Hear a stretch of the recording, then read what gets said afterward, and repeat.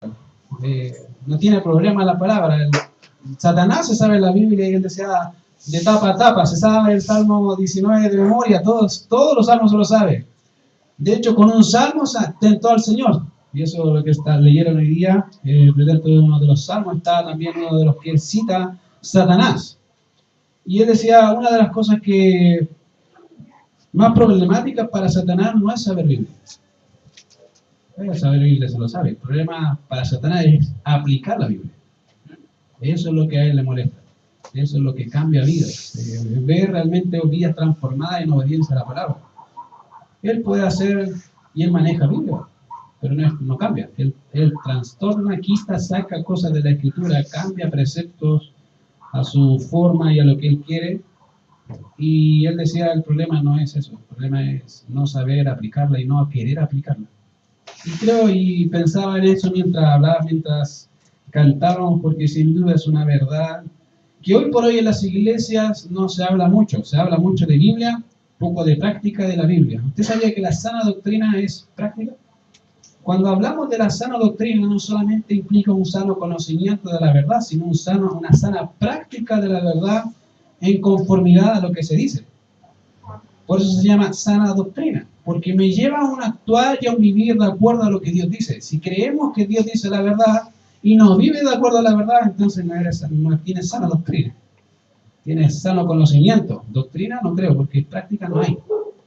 ¿Se fijan? Y como ya hemos visto en las semanas anteriores, una de las cosas que hemos querido hacer con el pastor es poder mencionar algunos de los factores importantes dentro de la iglesia y qué es lo que Dios quiere de la iglesia. Hemos hablado que Cristo es la cabeza de la iglesia. ¿Se acuerdan? Hace unas 2 semanas atrás hablamos de que Él es el gobernante supremo por sobre todas las cosas y que todos estamos sometidos a la cabeza. El pastor no es la cabeza, él es miembro del cuerpo. La cabeza es uno y solamente uno, se llama Cristo Jesús. Él es la cabeza. Y todos sumisos a Él. Y como ya les había comentado, habíamos hablado de que la iglesia es un organismo vivo, que creciente, en el cual el Padre, por medio de su Hijo, atrae a sí mismo a personas para llamarlos fuera del mundo y hacerlos parte de su pueblo, de su iglesia, de su cuerpo, parte de la iglesia. Como ya lo mencioné hoy, lo he mencionado en otras ocasiones, debemos recordar que la iglesia es un organismo vivo, como ya les dije, y lo que quiero decir con organismo vivo es que somos un cuerpo, queridos, en Cristo Jesús, y miembros los unos de los otros. Básicamente, cada parte de este cuerpo, queridos, es necesaria e importante. No hay ninguno que no sea importante. Todos son importantes. Si una parte del cuerpo no fuese importante, por demás murió Cristo, entonces por esa parte que para nosotros y según nuestro parecer no es tan importante. Si el Señor murió por esa persona y Él le hizo parte de su pueblo, entonces es importante porque Cristo murió por él, ¿cierto? El apóstol Pablo, hablando de esto en Romanos 12, dice algo parecido, versículo 5. Así vosotros, siendo muchos, somos un cuerpo en Cristo y todos miembros los unos de los otros. Todos somos miembros, ¿se fijan? No somos todos brazos, no somos todos piernas, todos somos un cuerpo activo, se supone, activo, creciente en el conocimiento de la cabeza, amando a la cabeza, que es Cristo, y sometiéndonos a la cabeza. Todo cuerpo, ya que no funciona de esa forma, tiene problemas. Ya por si acaso, si usted piensa que el cuerpo cuando le manda a su mano a hacer algo no lo hace y es normal, hermano querido, eso no es normal, es un cuerpo sano, no es normal. Algo tiene esa parte que no ha entendido o no recepciona bien la información del cerebro, de la cabeza. Obviamente la cabeza es el cuerpo, es la parte del cuerpo más importante y obviamente debemos entenderlo bien, no comprender quién es la cabeza de la iglesia hace que el lugar no sea más que un recinto comunitario donde personas se juntan para hablar algunas cosas acerca de Dios, pero entender que Cristo es la cabeza nos debe llamar a no solo adorar, sino a la obediencia a aquel que es el Señor de todas las cosas. Si dejamos de hablar de Cristo, querido, esta deja de ser iglesia. Pasa a ser un centro comunitario que nos sentamos y empezamos a hablar sobre ciertas verdades acerca de Dios y que no importa si tú estás bien, si estás mal, si eres obediente o no eres obediente. No importa. Por eso Cristo es central, porque Él manda y dice lo que hay que hacer y lo que Él quiere. Ahora miren, En esta ocasión quisiera llevarlos a ver no solo ahora la cabeza, que es sin duda importante, sino los órganos internos de este cuerpo llamado iglesia y cómo todo organismo vivo hay una cabeza, pero también es necesario que juntamente con la cabeza haya un organismo óseo. ¿Saben lo que es un organismo óseo? Yo le preguntaba, ¿qué es el sistema óseo? Bueno, un esqueleto, básicamente, para que entiendan, es un esqueleto. Y cuando pensamos generalmente en un esqueleto, generalmente es fácil identificarlo, ¿cierto? Usted se toca y se ve esto del esqueleto, el hueso, ¿cierto? Las partes internas del cuerpo que lo sostienen. Pero no es fácil saber qué es o cuál es su función. Fíjense que Pablo identifica a la iglesia y lo compara como un cuerpo. Y quisiera hacer algo parecido con la misma ilustración que Pablo utilizó, hablando de que el cuerpo tiene un sistema óseo que le ayuda a mantenerse firme, le ayuda a mantenerse como está. De la misma manera sucede con la iglesia.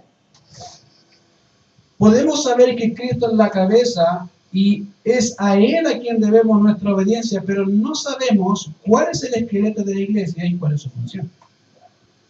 Fíjate que hoy por hoy, escuchando algunas cosas interesantes y leyendo libros, me hacía pensar de personas que siempre quieren ver iglesias llenas o creciendo. No digo que sea malo, pero se fijan en cosas externas. Ejemplo, programas, ¿cierto? Generalmente la iglesia hoy por hoy funciona en base a programas. El programa es lo importante. ¿Cómo hace para que gente llegue? ¿Cómo hace para que hacer ciertas cosas? Pero en realidad eso es el fruto de algo que pasa internamente en la iglesia, en el corazón de la iglesia, y que es la parte firme que hace que todo lo demás funcione.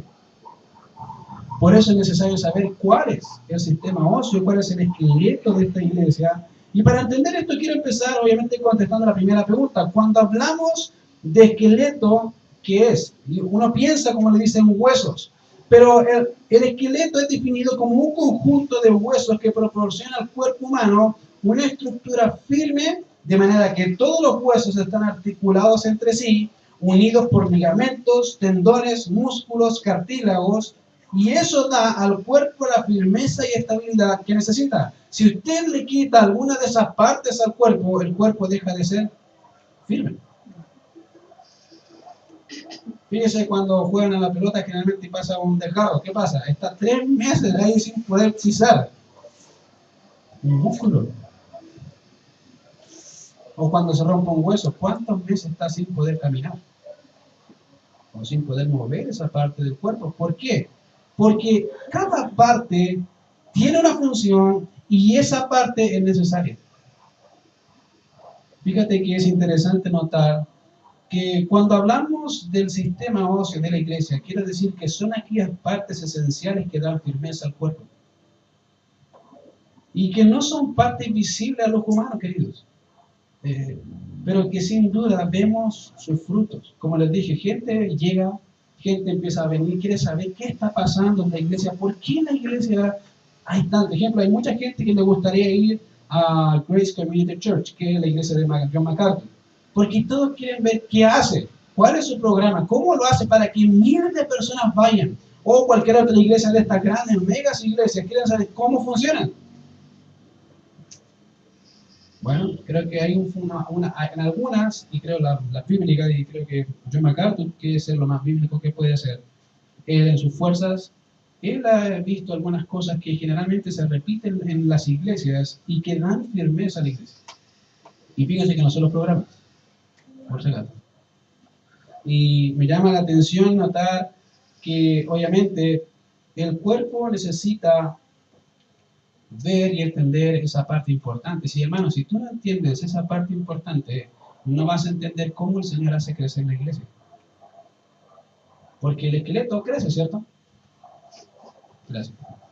¿Que el esqueleto crece o no? Sí, ¿cierto? Se va desarrollando, niñito, chiquito, y después son 2 metros, ya está el cuerpo bien formado, pero crece, pasa por etapas. El cuerpo de la iglesia pasa por etapas y si el cuerpo no entiende en qué etapa está, cómo funciona, no sabe para dónde va y a la larga empieza a crear tumores que no sirven. que son pecados personales que en general siempre afectan al cuerpo de la iglesia. Ahora miren, obviamente estas partes no son visibles, pero vamos a ver sus frutos. Y hay un texto que habla de esta firmeza que el cuerpo necesita, y está, como le dice en Mateo capítulo 4, si tienen sus Biblias ahí, Mateo capítulo 4.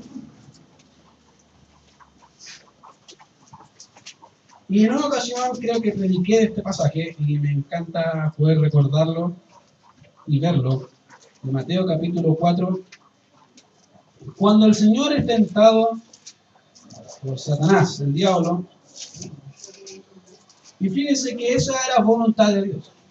Dice el versículo 1, como leyó la hermana, dice, entonces Jesús fue llevado por el Espíritu al desierto para ser tentado por el diablo. Era la voluntad de Dios que Jesús, el Hijo de Dios, tuviera que ser tentado.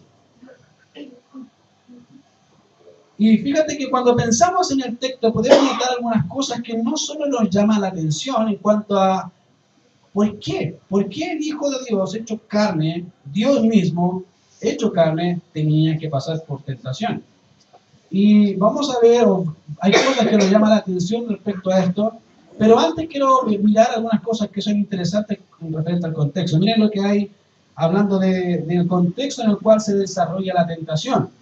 Y quisiera compararlo con Adán. ¿Por qué? Porque Romanos compara el primer Adán, Génesis capítulo 1, 2 y 3, con el segundo Adán. Y voy a hacer algo parecido hoy cuando hablamos del primer Adán, en Génesis capítulo 1 al 3, y sus condiciones físicas, y quiere decir su contorno en donde se llevó a cabo la tentación. Podemos notar que las Escrituras nos dicen una y otra vez algo referente a lo que el Señor hizo. Cuando vemos en Génesis capítulo 1, van a ver algo que el Señor repite una y otra vez, una y otra vez, una y otra vez, y dice, y vio Dios todo lo que había hecho, y aquí era bueno. Y vio Dios lo que había hecho, y era bueno. Y lo repite una y otra vez, y esto lo dice después de llamar a los mares por su nombre, al igual que la tierra. Dice, y vio Dios que era bueno. Lo dice y lo vemos cuando la tierra produjo semilla y Dios dice, y era bueno. Se ve cuando Dios hizo los astros celestes, el universo, y dice, y vio Dios que era bueno. Cuando hizo los grandes monstruos marinos, dice, y vio Dios que era bueno. Lo vemos cuando Dios crea a los animales. Y dice, y vio Dios que era bueno. Para que después de toda su creación, en Génesis 1:31 dice, algo con el cual él sella su obra. Y dice, y vio Dios todo lo que había hecho, y aquí, que era bueno, en gran manera. Totalmente bueno. Las condiciones de Adán al momento de la tentación no solo no eran las más propicias a los humanos. Tenía todo. Tenía todo lo que es necesario para vivir, y hablando obviamente en el contexto del cual se encontraba, sino que era casi humanamente lejano al pensar en una tentación, estando en un huerto donde no le faltaba nada, donde tenía una compañera y más encima tenía todo para comer, lo necesario. Sus condiciones, podríamos decir, del contorno donde él se encontraba, no tenía necesidad de pecar. Fíjense que es raro pensar en una tentación en un momento así. Pero cuando vemos al Señor en este pasaje, vemos al segundo Adán en un momento de la tentación y encontramos una cosa interesante que el pasaje dice en verso 1, entonces Jesús fue llevado por el Espíritu al desierto para ser tentado por el diablo. Y sin duda era necesario este momento en la vida del Señor. Pero a diferencia del primer Adán, el Señor estuvo en un desierto. ¿Qué significa un desierto? ¿Qué era el desierto? No había nada para comer. A diferencia del primer Adán, que tenía todo para comer, excepto un fruto. Él no tenía nada para comer, nada, de lo que podríamos llamar nada. Y ahora uno podría decir, bueno, pero uno podría estar en un lugar desierto y aún así poder subsistir comiendo bichos o ese tipo de cosas, que uno podría pensarlo de esa forma, pero el texto nos aclara qué estaba haciendo el Señor ahí. Y después de haber ayunado, el Señor no fue porque quería en el sentido de que, me gusta. No, es la voluntad de Dios y es lo que voy a hacer, porque eso agrada a mi alma.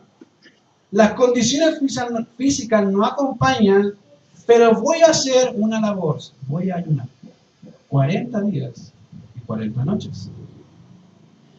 Y fíjense que diría, esa es una oportunidad propicia para tentar. Porque el texto dice, y tuvo hambre. Natural, ¿cierto? Eso manifiesta que Jesús no era solamente Dios, sino que era a la vez hombre, totalmente hombre, y sentía ganas de comer. Es normal. Y en esa circunstancia aparece, obviamente, el tentador. Sin duda esto era parte del proceso de la obra redentora de Cristo, de tal manera que cuando el autor de Hebreos habla de nuestro gran sumo sacerdote, Cristo Jesús, nos dice, porque no tenemos un sumo sacerdote que nos pueda compadecerse de nuestras debilidades, sino que uno que fue tentado en todo según nuestra semejanza, pero sin pecado. Querido, si tú piensas que el Señor no sabe lo que se siente, te va a decir, yo sé lo que se siente. ¿Sabe lo que es sufrir? Señor, estoy sufriendo. El Señor te dice, yo sé lo que es sufrir. Tengo hambre, sé lo que es tener hambre. No puedo dormir, yo sé lo que es no poder dormir. Yo lo sé. Este gran sumo sacerdote no solamente intercede por nosotros, sino que Él fue tentado en todo según nuestra semejanza, pero no tenía pecado. Fíjate que a veces es tan fácil decirle a Dios, Señor, tú no me entiendes. Yo creo que el Señor te dice, yo te entiendo. Sé lo que es.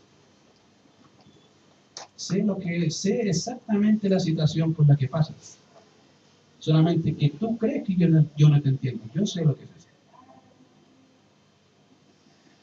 Y sabes que cuando piensas así te das cuenta que realmente Él fue tentado en todo. Literalmente. En el sentido de que tuvo los deseos de los ojos, los deseos de la carne, la vanagloria de la vida. En eso fue lo que Satanás tentó y quiso tentar al Señor de una u otra forma. Y fíjate que el Señor, en esas condiciones, el tentador se apareció, el enemigo de nuestras almas vino al Señor.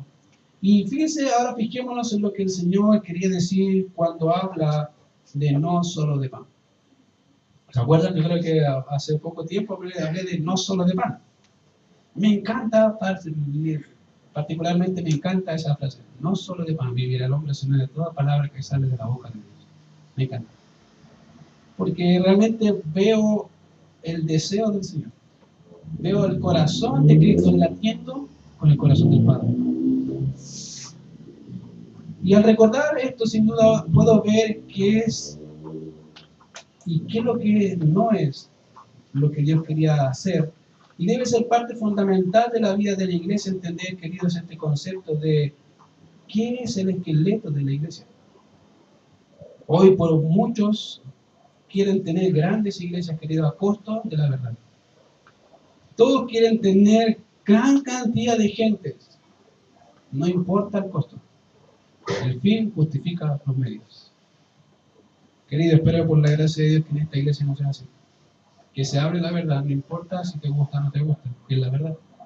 Queremos hacerlo sin duda siempre con amor, porque eso dice las Escrituras. Pero queremos también decir la verdad, porque eso es lo que cambia y transforma el corazón. Salmo 19 dice, la ley de Jehová es perfecta, que convierte el alma. El testimonio de Jehová es fiel, que hace sabio al sencillo. Los mandamientos de Jehová son rectos, que limpian el corazón. Si eso no cambia tu vida, querido, no hay quien la pueda cambiar. Dios cambia tu vida por su palabra. Recién cantábamos una canción, tu palabra. Tu palabra.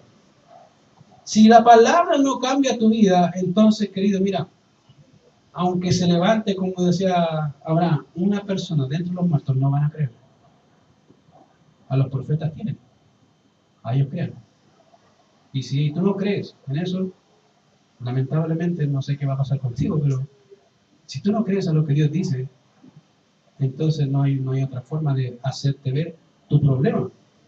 Fíjate que muchas iglesias ya la palabra es desechada casi al punto de que es como un pequeño devocional dentro de un culto. Lo más importante es la música. Lo más importante es que se sienta la presencia del Señor donde no hay palabra. Yo no sé cómo hacen eso, pero ellos piensan que es así. Porque piensan que la palabra de Dios es algo que aturde al pueblo, querido. Nunca la palabra de Dios ha aturdido al pueblo. La palabra de Dios, la voz audible de Dios, lo que hace mostrar al hombre pecador que necesita un redentor llamado Cristo Jesús. Si eso no está en el centro de la iglesia, Cristo no está ahí, querido, y corre. Corre de esa iglesia. Ándate. Porque Cristo no está ahí. Está la música y están un sinfín de programas, pero el Señor no está ahí porque no está la palabra. Fíjate que las iglesias hoy por hoy están conformando sus corazones por medio de principios de autorrealización personal y todo esto para que no se vayan de la iglesia. Casi la iglesia hoy es un lugar donde se dice a la gente, mira, aquí nos adaptamos a tus deseos. Casi es como ir al comercio. Aquí no hablamos de pecado porque se siente mal. No decimos que eres adúltero. No. Está con alguien porque lo ama. Querido, mire, esa cuestión no es así. Aquí dice la Biblia, ¿qué dice? Si estás haciendo un pecado, dice lo que dice la Biblia. Llámalo por su nombre. Si la gente se va, es porque realmente no buscan al pastor de las ovejas. Quieren los beneficios, pero no aman al que los da. En muchos casos, generalmente, una de las observaciones que se hacen es que cada instancia de la tentación del Señor, Él citó las Escrituras. Y yo he escuchado muchas predicaciones que dicen, sí, lo dice, escrito está, escrito está, escrito está. Y creo que si bien esto es bueno en parte, no entender el peso de las implicaciones de esto nos pueden llevar a pensar de las Escrituras solo como una arma necesaria para esos momentos críticos en donde las cosas se ponen difíciles y no sé qué hacer. Entonces ahí cito Biblia. Sí, porque ahora hay problemas, Señor. Tú dijiste, pues, Señor. Y casi siempre se cita de esa forma. Cuando el Señor estuvo en problemas, citó Biblia. Y cuando no, también la citó.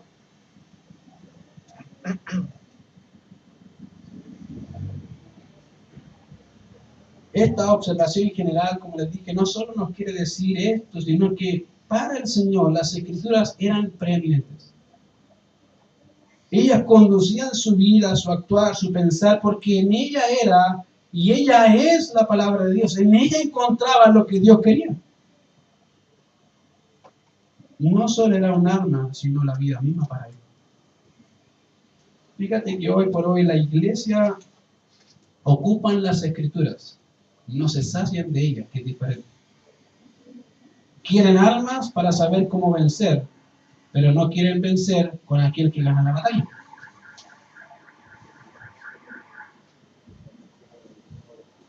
Es interesante notar cómo el Señor pensaba en las Escrituras como su propia vida.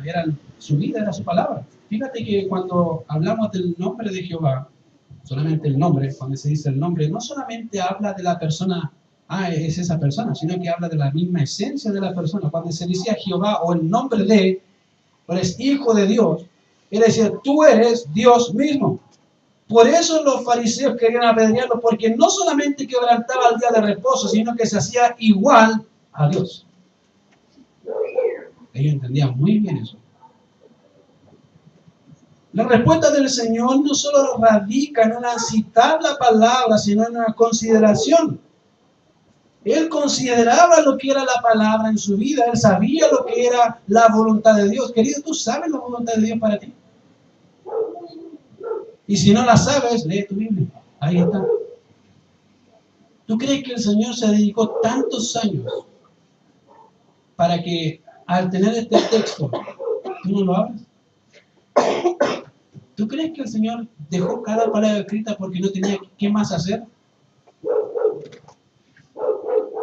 Y si tú piensas que no, que bueno, pero muéstralo. Muéstralo. Porque hoy por hoy algo que me llama la atención de los hermanos pentecostales es que piensan que todos los bautistas son buenos lectores. Me llama la atención, me hace reír, Porque no sé qué entienden ellos por bautista. Ellos piensan que un bautista son súper buenos lectores. Casi se sabe la Biblia tapa a tapa. Yo digo, hermana, no tiene idea quiénes son los bautistas. Porque la gran mayoría ni siquiera ha leído su Biblia una vez. Con suerte la lee en la semana. Y ellos no saben lo que significa. Y aunque fuese bautista, no importa. Pero ellos piensan, y hace un tiempo me da risa un hermano pentecostal porque me pidió mi Biblia, me dijo, a ver, ¿puedo verla? Yo se la pasé, y empezó a ver, y yo generalmente traigo mi Biblia para hacer anotaciones, y me dijo, oh, lee, los bautistas leen, yo lo miré así, ya, menos mal que no sabe la iglesia donde voy, cuando sabe si le pregunto, ¿sabe? No tiene idea, leyó su Biblia la semana, no tiene idea, pero piensan que sí. ¿Qué frustración más grande pensar algo así cuando sabemos que no es así? Me encantaría que fuera así, pero sé que no. Y fíjate que el Señor, cuando cita las Escrituras, en este momento crítico para él, hablando humanamente hablando, el Señor no solo radicaba en no citar la palabra, sino en una consideración de la palabra. Mira, fíjate que él dice de la palabra y cita un texto, dice, no solo de pan vivirá el hombre, sino de toda palabra que sale de la boca de Dios. ¿Se acuerdan por qué dice ese texto? Si usted lee el versículo anterior, dice que Satanás apareció y le dijo, si tú eres hijo de Dios, di que estas piedras se conviertan en pan. ¿Se acuerdan? Y creo que muchos de nosotros pensamos que Satanás lo está diciendo con un poco de incredulidad. No, querida, no está diciendo con tono de incredulidad. Sería raro pensar que Satanás, sabiendo que en Cristo le diga, es que no sé si eres hijo de Dios, ¿puedes convertir las piedras en pan? Satanás sabía quién era Jesús y él lo está haciendo con una intención de hacerlo caer. Si tú eres, y yo sé que eres hijo de Dios, di que las piedras se conviertan en pan y se acaba el problema. Él no estaba pensando o dudando en su corazón si era Cristo, él sabía que era Cristo. Todos los demonios, cada vez que el Señor se presentaba, ¿quién decía? Tú eres el Cristo. Satanás no lo iba a saber. Sí lo sabía. Y él está haciendo o queriendo manifestar ese acto. Muestra tu poder. Él está diciendo básicamente al Señor, muestra tu poder. Porque tú eres hijo de Dios. Muéstralo. Y el Señor dice no solo de pan. Y si pudiéramos decirlo de alguna otra manera, podríamos poner tantas otras cosas que hoy son una tentación en la vida de la iglesia como individuos personales. Di al celular que se prenda. 3 horas pegado al celular. Yo soy, me voy a acostar, no, yo soy todo el día. Di al televisor que se prenda, un botón. No digo que sea malo, por si acaso, pero a veces priorizamos otras cosas más que la Biblia. ¿Cuántas veces pasas tiempo haciendo otras cosas y cuánto tiempo leíste la Biblia esta semana? Amén. ¿O escuchaste Biblia? Si sacas un cálculo, te vas a dar cuenta que es tan mínimo el tiempo que tienes para poder leer. Y estás tan afanado con otras cosas que son de menor importancia en tu propia vida. ¿Cuánto tiempo dedicas a leer? Fíjate, con suerte, yo creo que 15, 20 minutos en promedio general. ¿Cuántas horas tiene el día? 24. 10 las duermo, 2 las duermo, en la tarde, más 2 horas para dormir, hago el aseo, cocino, etcétera, etcétera, y tengo 15 minutos para leer. Bueno, si eso te sustenta, como el pan. Fíjate que si comiéramos como el pan, querido, ¿a cuánto le gusta comer pan? A mí me encanta comer pan. Y creo que a todos los extranjeros que vienen y comen el pan les gusta y empiezan a comer. Yo por lo menos yo lo he visto, sobre todo los gringos que comen pan y después se llevan pan para allá porque no encuentran el pan que acá hay. Pero si comiéramos Biblia como comemos pan, seríamos, ¿cierto?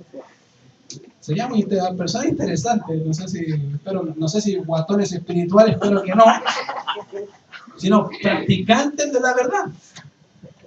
amando la verdad cada día más. Fíjate que el Señor dice, no solo de pan, y si pudiéramos, como dije, decirlo de otra forma, hay muchas cosas que tú pudieras decir ahí. Entendamos algo, el pan no es malo, queridos, nunca ha sido malo. Pero este momento era un tiempo guiado por el Espíritu Santo y determinado por el Padre para su Hijo. Por lo tanto, no le era posible a Cristo o para Cristo comer en esta instancia, no porque era malo, sino porque era algo importante para él. Era parte del plan de Dios. En una ocasión mencioné algunas observaciones de este texto y dije que el propósito de la tentación manifestaba tres grandes verdades acerca de la tentación. Porque el Señor dice, no solo de pan vivirá el hombre, sino de toda palabra que sale de la boca de Dios. Y les mencioné una. ¿Cuál era una de estas verdades? Y les dije que mostrar la condición del corazón. La tentación generalmente lo que hace en tu vida va a ser mostrar que hay en ti. Fácil. Les comentaba esa vez que cuando tú tomaste, saca la tacita, coloca el té. ¿Y qué echa para que salga? No se toma el té con agua fría, ¿cierto? ¿Qué hace? Toma el té caliente, ¿cierto? Y lo echa. ¿Qué empieza a hacer el té? Empieza a salir, ¿cierto? La esencia del té y uno la puede disfrutar. Digamos que el corazón es algo así. El corazón es como el té y el agua es como las circunstancias que Dios pone para ver qué hay en tu corazón. Entre más fría, mientras más caliente el agua, más se nota lo que hay en el corazón. Cuando el Señor empieza a vaciar el agua caliente en el corazón del hombre, va a ver qué hay ahí. ¿Se hay olor grato? ¿De alabanza? O realmente si conoce lo que Dios quiere, o decir, ¿sabes qué? Este olor es más de Dios, no. Me parece que el té venía vencido. Porque el olor que sale es incomible. Y ahí uno se da cuenta y dice, Señor, ¿qué estoy haciendo? Bueno, la tentación lo que hace muestra la condición del corazón. Y en el caso del hombre caído de nosotros, el pecado, pero en este caso de Cristo, que es impecable, sin concupiscencia no hay pecado. Fíjate que lo que él hizo fue decir, no, me aferro a lo que Dios dice. ¿Qué dice Dios? No solo de pan. Y él cita un pasaje cuando el pueblo de Israel iba saliendo de Egipto. ¿Quién los alimentó con maná? Palabra de Dios. Eso era el maná. Era para decirle al pueblo, yo soy tu sustentador. Yo te proveo más de lo que tú crees. La vida no está en lo que comes, sino en quién te provee. Ahí está. La segunda verdad, obviamente les dije que la tentación muestra el corazón, y la tentación implica obviamente mostrar la condición del corazón, un corazón con a veces con concupiscencia. Esto hace a Cristo obviamente impecable por su naturaleza. Y por lo tanto Dios mismo ha hecho carne. Él dice, no, solo de pan. Y se somete voluntariamente al Padre para hacer la voluntad del Padre. Eso es lo que Él vino a hacer. En segundo lugar, la tentación muestra lo que había en el corazón. ¿Qué dice? ¿Hostigación o deleite en Dios? Fíjate que ayer en la misma conferencia me llamaba la atención. Dice, mira, Dios, hay cosas que Dios te manda y uno dice, amén. ¿Cierto? Amén. La señorita. Bueno, ya. Hay cosas que Dios te manda y uno dice amén, como dijo Anita. Y fíjate que algo interesante. Dios te manda a predicar. Amén. Y eso decían ayer, amén. Dios te manda a ser discípulos. Amén. ¿Cuándo fue la última vez que predicaste y hiciste discípulos? Fíjate que generalmente no pedimos perdón por eso. No pedimos perdón, Señor, porque hoy no prediqué. Casi lo saltamos, porque es como, no me importa. O se me olvidó. Y Dios te dice, pero a mí no se me olvidó. Yo te lo dejé escrito por lo mismo, porque sé que se te olvida. Y de hacer discípulos a todas las naciones. Ir y predicar el Evangelio a toda criatura. Buscarme y viviréis. Fíjate. ¿Tú crees que la palabra de Dios es viva y eficaz? ¿Tú crees que Dios puede cambiar la vida de un hombre y de una mujer cuando se somete a la palabra? Amén. Entonces, ¿por qué no hacemos caso? Cuando Dios te dice algo, ¿por qué no haces caso? Y tú puedes ponerle el nombre que sea, soy pecador, sí, pues Dios te dice, yo sé que eres pecador, pero cambia, cambia. Si ya Cristo murió, cambia.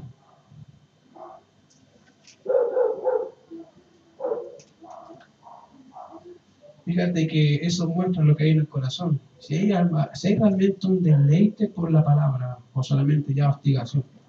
Ya lo hago porque pastor me va a preguntar, no hago la cuestión nomás. Me va a preguntar, porque no me pregunte, ya digo que sí la hice y me demora 5 minutos. Eso significa que no estás disfrutando lo que Dios te dio.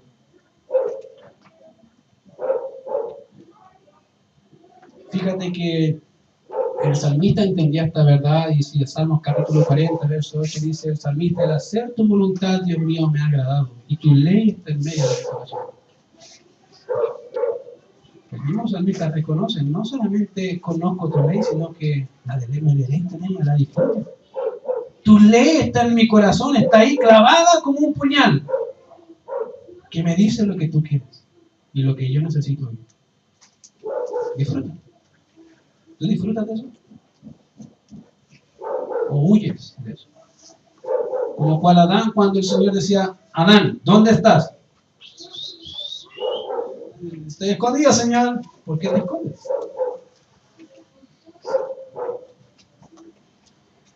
Fíjate que otra cosa lo que hace es reconocer qué o quién era su sustento. ¿Tú conoces y sabes quién te sostiene a ti? Amén. Ok, qué bueno. Fíjate porque el Señor dice, lleno del Espíritu Santo. Fue el Espíritu Santo quien lo guió. Por lo tanto, si era el Espíritu Santo quien lo guió, entonces el Señor estaba lleno del Espíritu. Cuando fue a la tentación, no fue porque estaba en la carne, querida, eso sáquela de su mente. Fue lleno del Espíritu, llevado a la tentación en el Espíritu. ¿Qué significa? A veces el Espíritu va a permitir estas cosas, sin duda. Quiere probar que hay en tu corazón, quiere decir, ok, ¿a quién amas más? ¿Quién te sostiene? ¿Quién soy yo para ti? Cuando hablamos de que la palabra inspirada del Dios vivo es nuestro alimento, no solo debemos entenderlo como una regla más, sino como aquello en donde se encuentra nuestra vida. El Señor lo entendía así. Y es en donde encontramos obviamente saciedad. Fíjate que Mateo capítulo 5, verso 6 nos dice algo bien interesante. Bienaventurados los que tienen hambre y sed de justicia. ¿Sabes lo que quiere ser feliz? Ahí dice el secreto. Bienaventurados los que tienen hambre y sed de justicia, porque ellos serán saciados. La palabra bienaventurada es una expresión que manifiesta gozo pleno, dicha abundante, felicidad. Donde tú crees que la hay, generalmente uno tiene su expectativa de donde encuentra la felicidad. Fíjate que el salmista dijo, Mateo dice, bienaventurados los pobres. ¿Cuándo un bienaventurado? ¿Cuándo un pobre es feliz? Bueno, él entendía, el Señor le dijo, bienaventurados los pobres en espíritu. Aquellos que claman a Dios y dicen, Dios, yo soy un hombre insignificante, no tengo cómo acercarme a ti, pero clamo a ti. Tú eres el único que me puede dar vida. No tengo otro.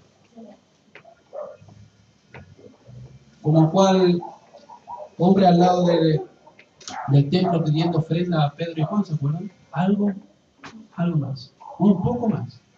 Fíjate que el texto dice que a él lo llevaban a ese lugar. No tenía cómo moverse.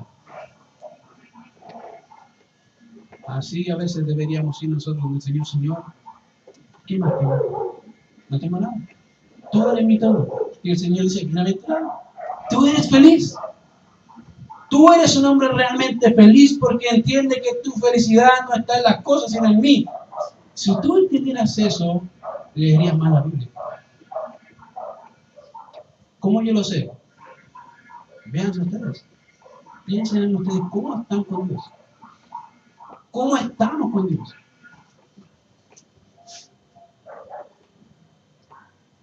Cuando aplicamos esta verdad en la vida de la iglesia, surgen lo que llamaríamos los huesos restantes. ¿Por qué? Porque eso debería ser la columna vertebral de la iglesia. ¿Cuáles serían estos huesos que soportan el peso del cuerpo? Obviamente son la sana doctrina, en otras palabras, la sana práctica de la verdad revelada en la vida de los hombres. La santidad personal que es conseguida por medio del estudio diligente y la aplicación sincera de la palabra a mi corazón. Y todo esto en conjunto por una visión y autoridad elevada y absoluta de las Escrituras. Fíjate que la columna vertebral que nadie ve son tus rodillas y tu estudio la palabra todos los días. Lo que nosotros llamaríamos el devocional. Ahí está. Fíjate que gente quiere tener grandes iglesias, pero no tienen vida. No hay cuerpo. Hay programas, sí, sin duda, donde casi el 100% de la gente que va a ir se va a ir al infierno si no conocen a Cristo. Y anda a saber si le predican a Cristo. ¿Sabes que el secreto de una iglesia que crece no se encuentra en algo netamente programático, se encuentra en tus piernas y en tu corazón? Si tú quieres que Dios bendiga a esta iglesia, ¿cuánto tiempo pasas con Dios? Porque por si acaso tú eres parte de la iglesia. Creo que más de una ocasión se lo he dicho al equipo de trabajo, le dije, mira, lo que le he dicho y ellos saben que a mí, junto con el pastoral, lo que nos preocupa es su relación personal con Dios. ¿Cómo está? Cualquier cosa es menos importante que eso. Podemos hacer miles de programas, pero no importan los programas porque van a ser un fracaso. No importa si llegan 1000 visitas, no importa. Porque dentro de esas 1000 visitas hay gente que necesita escuchar el Evangelio. Y dentro del equipo, y dentro de la iglesia, no hay gente que ama lo que dice que ama. Porque no se ve en su vida. ¿Cómo? Tú podrías decir, pero ¿cómo tú sabes si leo la Biblia? Mírate cómo vives. Querido, es fácil notar cuando alguien está lleno del Espíritu. Se nota. Por si acaso. Como también se nota cuando uno está afligido y lleno del Espíritu, también se nota. Y cuando uno no, también se nota. Que tú creas que no nos damos cuenta de otra cosa, pero sí se nota, querido. Tu actuar, tu ver, tu forma de pensar. Ahí vemos si hay palabra de Dios ahí o no. No digo que no luches o que no luchemos. El Señor ahí estaba en una tentación, luchando, sin duda como hombre, sometiéndose a la voluntad del Padre, pero Él venció. Solamente aferrándose a algo. Dios dice siempre la verdad. Y necesito hacer lo que Él me manda. ¿Tú amas a Dios? Somos 4, bien, gracias. Somos 4, vamos subiendo. Que lleguemos a 10, estamos los 2. ¿Amas a Dios o no? Qué bueno. Fíjate que el Señor dice, si me amáis, guardad mis mandamientos. El que me ama, mi palabra guardará. ¿Cómo yo sé que amas a Dios? Déjame verte. De ahí me vas a decir cuánto amas a Dios. Como dijo Santiago, déjame ver tu fe sin tus obras y yo te mostraré mi fe por tus obras. Creo que es fácil mostrar nuestra fe por lo que hacemos. Ahí está, querido. Y ayer, algo que dijeron muchas veces fue, tu vida va a marcar siempre y va a decir lo que eres, en dónde estés. Aunque nunca te pregunten, ¿qué crees tú de Dios? Ya lo dijiste, con tu vida. ¿Qué crees tú de Cristo? Nunca me lo van a preguntar, pero ya lo dijiste. La gente al verte en la calle, en tu casa, van a decir, él dice que es cristiano, pero lo he visto hacer esto, como muchas veces me ha tocado hablar con gente. No, yo conozco al evangélico, y ya hay cooperé, ya está llegando el evangelio. Y a veces pienso en esto evangélico, dice, frustrante pensar en gente así, que dicen conocer a Dios, pero con sus hechos no llegan. Lamentable. ¿Cómo está tu vida hoy, querido? Quiero decirte solamente eso. El pilar, la columna vertebral de la iglesia es tu relación con Dios. Ahí está todo. No está en programas, no está en la gente, está en tu relación con Dios. Ahí está. Si tú quieres que Dios te bendiga, eso va a ser producto de tu relación con Dios. Y si Dios te ha bendecido a pesar de tu relación con Dios, es porque Dios es misericordioso y muy bueno. No es por favor. Quiero llevarte a pensar en eso hoy y decirte, mira, Dios creo que siempre es preeminente en todas las cosas. ¿Amén? ¿Lo es en tu vida? Solamente piensa eso, lo es en mi vida. Dios es preeminente en mi vida. Lo amo al punto de dar mi vida si fuese necesario. Puedo pedirle perdón porque sé que no es así. Vamos a ver.